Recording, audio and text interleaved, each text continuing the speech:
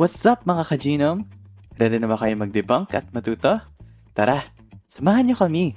One myth at a time. Dito lang sa BioCheck, your myth-busting podcast about biotech. Magandang araw mga ka-genome. Ako si John. At ako naman si Gwen. Kayo Kayo ay muling nakikinig sa BioCheck. For today's episode ay sasagutin namin ng isa pang common question about biotech. Nakakatulong ba ang GM crops sa mga magsasaka? Ano naman, bilang isang magsasaka, mapapatanong din talaga ako Bakit ba tayo bibili ng buto ng GM crops? Kung may traditional crops naman, worth it ba yun? Actually, good question yan.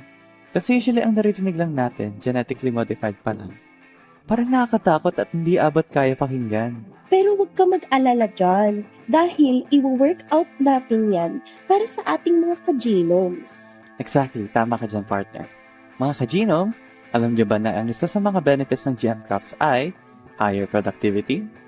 Ibig sabihin, mas maraming ani ang nakukuha ng ating mga farmers dahil sa GM crops. Oo, kasi designed ang GM crops to have desired traits, katulad ng insect resistance and herbicide tolerance.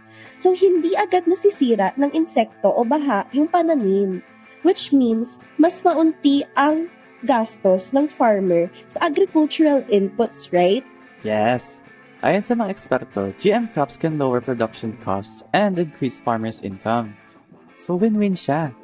Kung isipin, hindi lang siya high-tech. Practical din siya. Pero syempre, may concerns din ang iba tungkol sa safety at regulation ng GM crops. Hindi ka nagkakamali dyan, partner.